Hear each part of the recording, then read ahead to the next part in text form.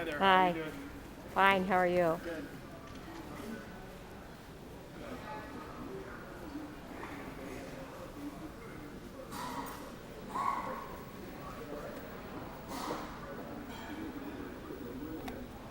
Well, they are at first, but once the sweat gets up, it acts like evaporative cooler. Yeah.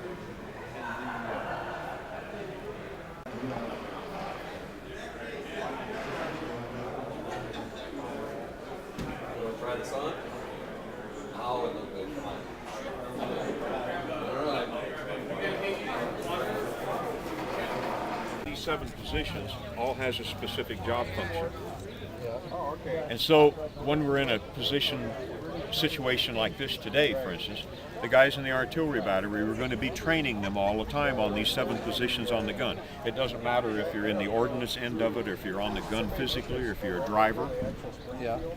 It doesn't matter. You're going to be trained on this school of peace so that you know the job functions that go with each of these specific numbers. And that way, if we're in the middle of a battle and things get to going not so well for us, all I have to do is say, drag him out of the way, you're number 1. And you know what to do with him. Chew the gun and take that. It's pretty. And it's wasted. Costs our government $2.64. And the officers say that they really want us to aim properly so we're not wasting our ammunition.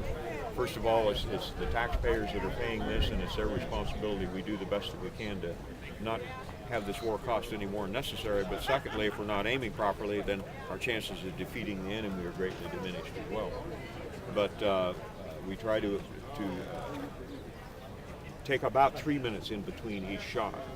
However, if the enemy gets closer and we switch over to this canister, that's when the real danger, at least as far as losing the guns and our horses and things can be, and our lives, can be considered.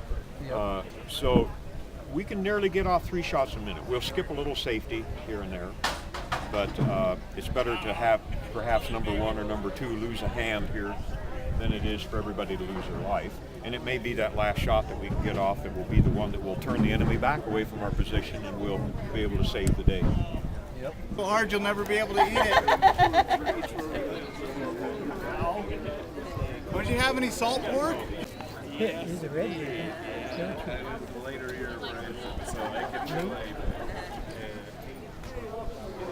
Just a little lighter. A little lighter. Oh, I don't see any. I can make some more. I got to try that. But it's all okay.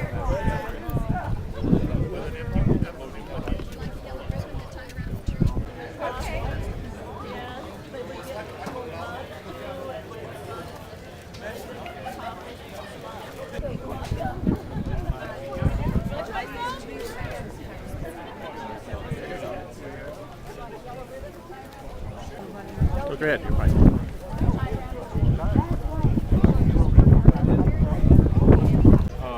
He took as many of those 69 round projectiles as he could and put back into the hollow of that 32-pound shell. And then they played around with a reduced powder charge to see how much it would take to burst the outer covering.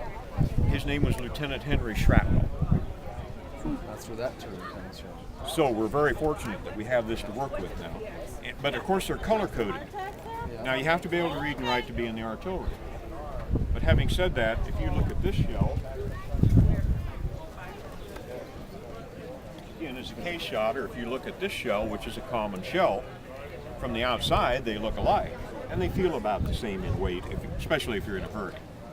So by having them color coded and by having the ammunition boxes, what it says, if it says this is a Parrott shell, well, it's going to be stenciled in black or stenciled in red, so that the guys, and then when you go back to resupply, see, in an artillery battery we talked about the 7 guys on the gun and then the corporal. There were 8 more guys, another corporal and another 7 fellows, and their sole purpose in life was to make sure that as those ammunition boxes over there on health products, but they noticed as everybody was working, nobody was taking vacation time, that nobody ever got sick. And they thought, what's going on here? So they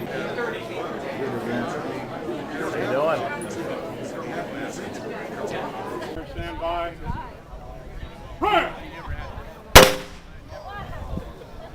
Okay, a good crew, if they were allowed to do so. Out, he says. Cover your ears. Okay, stand back. Are you ready? It won't make any difference.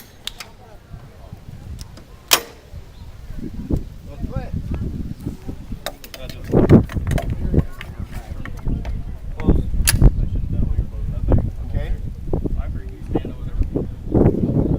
Turn that way. This way. Noise! Around, face away.